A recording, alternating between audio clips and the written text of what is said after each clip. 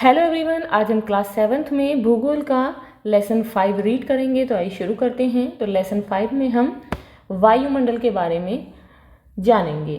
तो लेसन का नाम है वायुमंडल। हमारी पृथ्वी सौर परिवार के ग्रहों में अनोखी है, क्योंकि अभी तक प्राप्त जानकारी के अनुसार सौर परिवार में पृथ्वी ही एक ऐसा ग्रह है जहाँ जीवन है, यानी कि जहाँ पर मानव, पशु, पक्षी, प्राणी सभी रहते हैं। इसका कारण आप बता सकते हैं।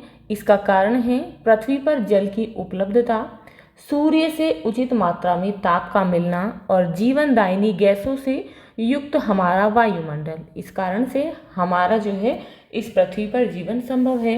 अगर यह वायुमंडल न होता तो पृथ्वी भी चंद्रमा की तरह वीरान होती, यानी कि इस पर भी कोई नहीं रह पाता। अब आप सोचते होंगे कि वायुमंडल क्या है, तो आइए सबसे पहले हम जानेंगे कि वायुमंडल किसे कहते हैं। पृथ्वी के चारों ओर विभिन्न गैसों के मिश्रण का एक आवरण यानी कि घेरा है, जिसे वायुमंडल कहते हैं, जो कई सौ किलोमीटर की मोटाई तक फैला हुआ है। वायुमंडल पृथ्वी के साथ क्यों टिका हुआ है? आप जानते हैं कि पृथ्वी अपनी आकर्षण शक्ति के कारण प्रत्येक वस्तु को अपनी ओर खींचती है और वायु गैसों के छोटे छोटे अणुओं से मिलकर बनी है। अतः पृथ्वी की आकर्षण शक्ति वायु की इन गैसों को आकर्षित कर वायुमंडल को पृथ्वी के साथ टिकाए रखती है। वायुमंडल का संगठन कैसे होता है?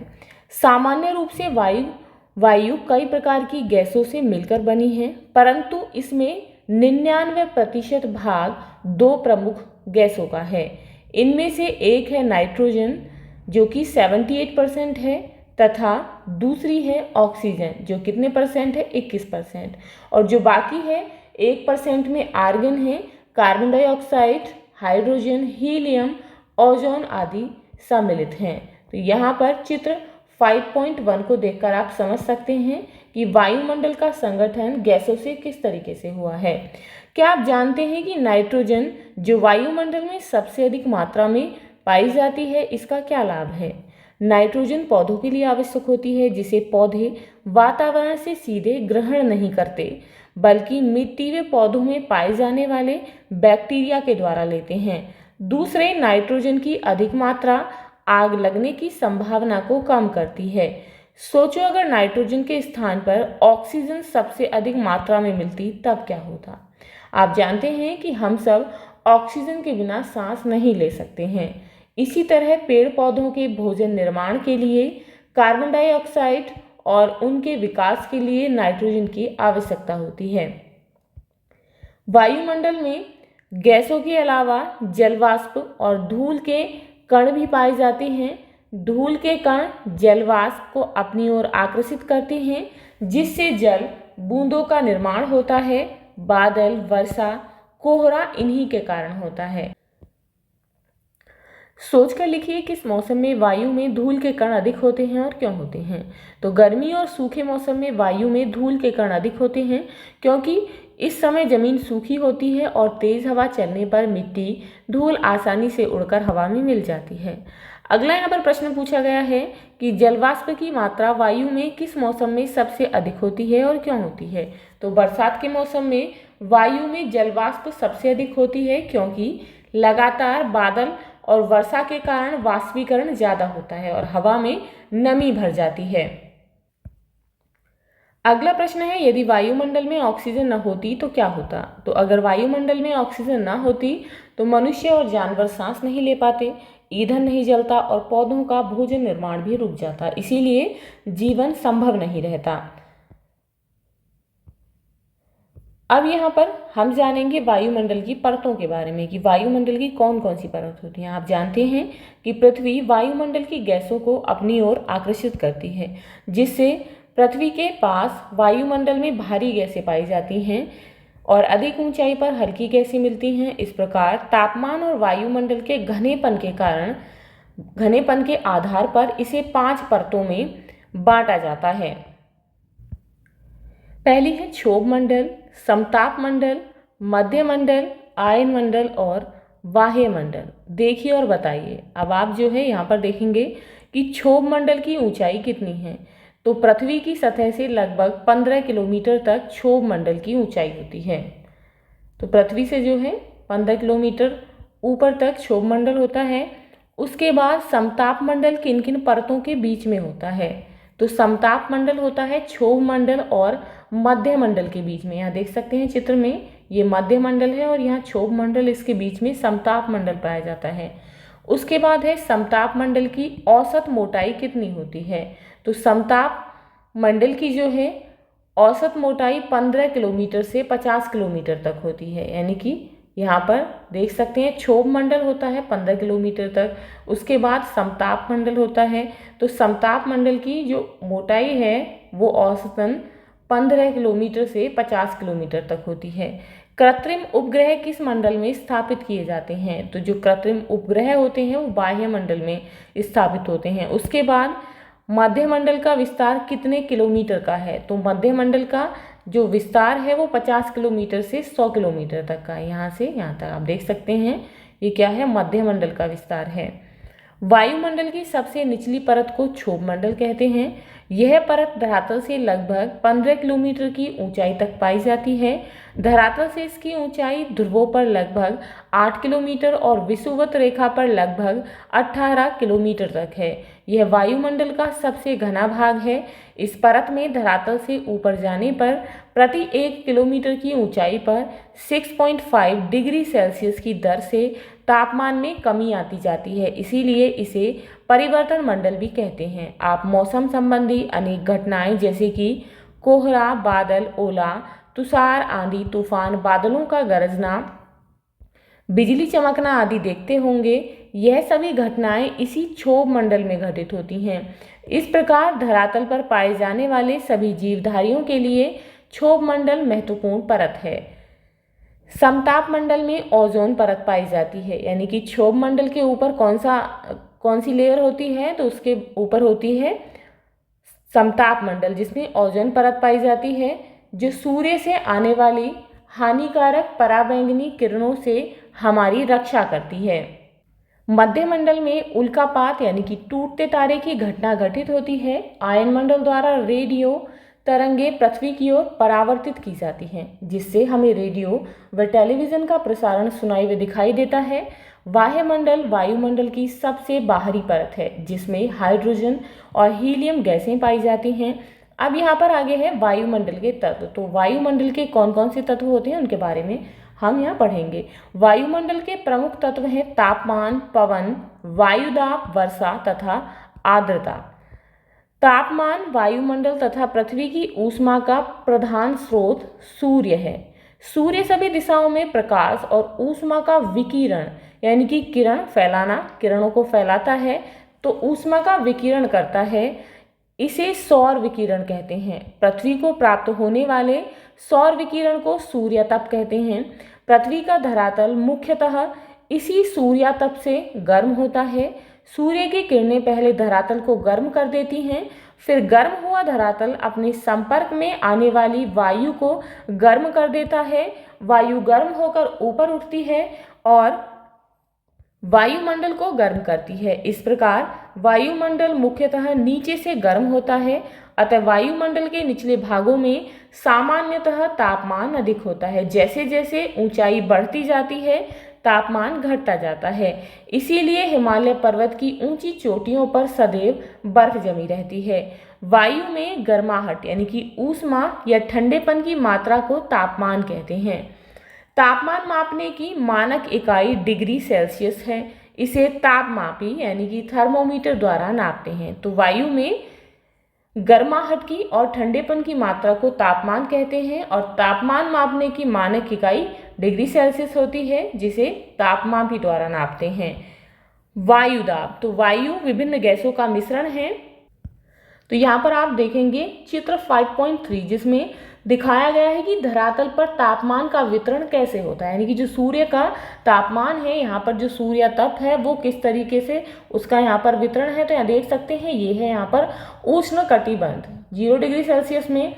उसके बाद उत्तरी ध्रुव में है शीत कटिबंध और उसके बाद है उत्तरी शीतोष्ण कटिबंध। तो यहाँ पर जो है ये कहाँ पर है 66.1/2 डिग्री उत्तर में। उसके बाद ये है 23 1/2 डिग्री उत्तर में। नीचे यहाँ पर देखेंगे दक्षिणी शीतोष्ण कटिबंध है और ये है शीत कटिबंध। तो ये भी इसी तरीके से है। तो यहाँ पर जो है तापमान का वितरण इस प्रकार से होता है। वायु विभिन्न गैसों का मिश्रण है, उसका अपना स्वयं का भार होता है। इस कारण धरातल पर वायु अपने भार द्वारा दबाव डालती है। धरातल पर वायुमंडल की समस्त परतों के पड़ने वाले भार को ही वायुदाब या फिर वायु भार कहते हैं। वायुदाब एक यंत्र के द्वारा नापा जाता है जिसे बैरोमीटर कहते हैं। माप की जो इकाई प्रयोग की जाती है उसे मिलीबार कहते हैं। पृथ्वी के धरातल पर वायुमंडलीय दाब का वितरण एक समान नहीं है, यानी कि सभी जगह जो है जो वायुमंडलीय दाब है वो अलग अलग है। दाब के वितरण में लंबवत तथा क्षैतिज दोनों प्रकार की भिन्नताएं पाई जाती हैं। तो यहाँ पर सबसे पहले है ऊर्ध्वाधर या लंबवत वितरण। जैसा कि आप जानते हैं कि धरातल से ऊपर जाने पर वायु का दाब कम होता जाता है, यानी कि जैसे जैसे धरातल से ऊपर की ओर बढ़ते जाएंगे तो वायु का दाब कम होता जाएगा। वायु का घनत्व निचली परतों में सबसे अधिक होता है, क्योंकि वायु की निचली परत में भारी गैसें पाई जाती हैं। इसके विपरीत ऊपरी परतों की वायु विरल होकर फैल जाती है, अतः ऊंचाई के साथ दाब व घनत्व दोनों कम होते हैं। अब उसके बाद में है यहाँ पर धरातलीय या क्षैतिज वितरण। वायुमंडलीय दबाव के अक्षांशीय वितरण को वायुदाब का क्षैतिज वितरण कहते हैं। इस आधार पर पृथ्वी पर वायुदाब की निम्न पेटियां पाई जाती हैं। तो यहाँ पर जो है आप इस चित्र से समझ सकते हैं कि वायुदाब की पेटियां और स्थायी हवाएं, यानी कि जो हवाएं हैं वो किस तरफ चलती हैं और वायुदाब की कौन कौन सी पेटियां हैं। तो सबसे पहले है विषुवतीय या भूमध्य रेखीय निम्न वायुदाब पेटी। भूमध्य रेखा पर सूर्य की किरणें सीधी पड़ती हैं, जिससे यहाँ की हवा गर्म और हल्की होकर ऊपर उठने लगती है, जिससे यहाँ पर वायु की कमी के कारण वायु का दबाव कम होता जाता है। इस कम दबाव वाली पेटी को शांत पेटी या फिर डोलडम कहा जाता है। तो यहाँ देख सकते हैं ये है कम वायुदाब की विषुवतीय शांत पेटी, यानी कि डोलडम। कहाँ पर है ये है भूमध्य रेखा पर, जहाँ पर सूर्य की जो किरणें हैं वो बिल्कुल सीधी पड़ती हैं, जिसके कारण जो हवा है वो गर्म हल्की होकर ऊपर उठने लगती है, जिसके कारण यहाँ पर वायु की कमी होने के कारण वायु का दबाव कम हो जाता है। अब उसके बाद है दूसरी उपोष्ण या उच्च वायुदाब पेटी। यह पेटी भूमध्य रेखा के दोनों ओर 30 डिग्री और 35 डिग्री अक्षांश के बीच होती है।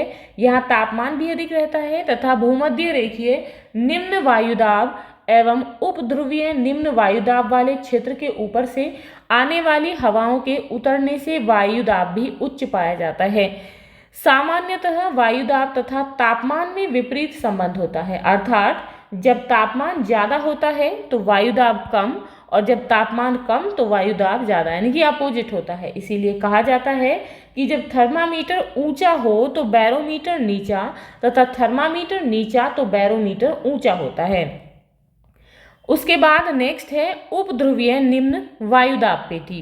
तो यहाँ पर कौन सी थी? उपोष्ण उच्च वायुदाब पेटी, जो कहाँ पाई जाती है? 30 डिग्री जो हमारी भूमध्य रेखा है उसके 30 डिग्री और 35 डिग्री के बीच में। तो यहाँ देख सकते हैं ये 30 डिग्री यहाँ पर और यहाँ पर 35 डिग्री ये जो है इसके बीच में पाई जाती है। उसके बाद है उपध्रुवीय निम्न वायुदाब पेटी। यह पेटी 60 डिग्री से 65 डिग्री अक्षांश के आसपास दोनों गोलार्धों में पाई जाती है, यानी कि उत्तरी में भी और दक्षिणी में भी। पृथ्वी के अपनी धुरी पर घूमने के कारण इस क्षेत्र की वायु ऊपर उठकर ध्रुव तथा उपोष्ण उच्च दाब क्षेत्र की ओर चली जाती है, जिससे इस क्षेत्र में वायु विरल हो जाती है, अतः यहाँ निम्न वायुदाब पाया जाता है, जबकि तापमान भी यहाँ कम रहता है, यानी कि जो वायुदाब है वो भी कम होता है और तापमान भी कम होता है। अगली पेटी है ध्रुवीय उच्च वायुदाब पेटी। यह पेटी उत्तरी और दक्षिणी ध्रुवों पर 90 डिग्री तक पाई जाती है। यहाँ पर सूर्य की किरणें वर्ष भर तिरछी पड़ती हैं, तो अतः तापमान स्थायी रूप से बहुत ही कम रहता है, अतः ध्रुवों के ऊपर उच्च वायुदाब पाया जाता है, क्योंकि वहाँ पर जो है सूर्य की किरणें तिरछी होती हैं, तापमान कम रहता है, इसीलिए वायुदाब उच्च पाया जाता है। अब यहाँ पर है वायुमंडल की आर्द्रता। तो सबसे पहले जानेंगे कि आर्द्रता किसे कहते हैं। तो वायुमंडल में उपस्थित जल वाष्प को आर्द्रता कहते हैं। वायुमंडल में जल वाष्प का वाष्पीकरण की क्रिया के द्वारा आती है। जल का वाष्प में बदलना ही वाष्पीकरण कहलाता है। जब सूर्य की किरणें धरातल पर पड़ती हैं तब जहाँ कहीं भी थोड़ी सी नमी होती है वह वाष्प में बदल जाती है और यह वाष्प वायुमंडल में आ जाती है। तो यहाँ देख सकते हैं चित्र 5.5 में धरातल पर पाए जाने वाले जल का वाष्पीकरण यानी कि जल वाष्प में परिवर्तन। तो यहाँ पर जहाँ भी पानी है तो जब भी सूर्य की किरणें पृथ्वी पर पड़ती हैं और जिस क्षेत्र में नमी होती है या फिर जल होता है तो वहाँ से क्या होता है, उस जल का वाष्पीकरण हो जाता है। जब ताप घटने पर यह जल वाष्प जल में परिवर्तित हो जाती है तो उसे संघनन कहते हैं। संघनन द्वारा ही ओस, पाला, कोहरा, बादल तथा वर्षा होती है। वर्षा खुली स्वच्छ हवा में वायुमंडलीय जल वाष्प का लगातार संघनन होने पर संघनित कणों के आकार में वृद्धि होती है। जब ये कण बड़े और भारी हो जाते हैं तो पृथ्वी के धरातल पर गिरने लगते हैं। जब ये बूंदों के रूप में धरती पर गिरते हैं तो इन्हें वर्षा कहते हैं, लेकिन जब ये हिमकणों के रूप में गिरते हैं तो इसे हिमपात कहते हैं। वायुमंडल की आर्द्रता मापने वाले यंत्र को आर्द्रता मापी यंत्र यानी कि हाइग्रोमीटर कहते हैं। मौसम और जलवायु। आपने कभी बदलते हुए मौसम को देखा है? दिन में हल्की हल्की ठंडी ठंडी सुहावनी हवा चल रही हो, तभी अचानक वर्षा के साथ बड़े बड़े ओले पड़ने लगें। इसके बाद मौसम साफ हो जाए और तेज धूप चमकने लगे। इस प्रकार पल पल, घंटे घंटे, दिन, सप्ताह, धूप, हवा, वर्षा आदि स्थितियों में परिवर्तन होता रहता है। यही दैनिक परिवर्तन यानी कि मौसम कहलाता है। इसके विपरीत लंबे समय तक किसी क्षेत्र विशेष की मौसमी दशाओं के योग को जलवायु कहते हैं। इस प्रकार मौसम वायुमंडल की क्षणिक यानी कि बहुत थोड़े समय की अवस्था का बोध कराता है, तो जलवायु दीर्घकालिक यानी कि लंबे समय की अवस्था का। तो ये था आपका लेसन 5। आई होप आपको ये समझ आ गया होगा। यहाँ पर जो है इस लेसन के क्वेश्चन आंसर्स दिए गए हैं। तो यहाँ पर जो है इन क्वेश्चंस को हम नेक्स्ट वीडियो में सॉल्व करेंगे। तो मिलते हैं नेक्स्ट वीडियो में इस चैप्टर के क्वेश्चंस के साथ। If you like this video please like and share, and if you are new on this channel please subscribe the channel. Thank you.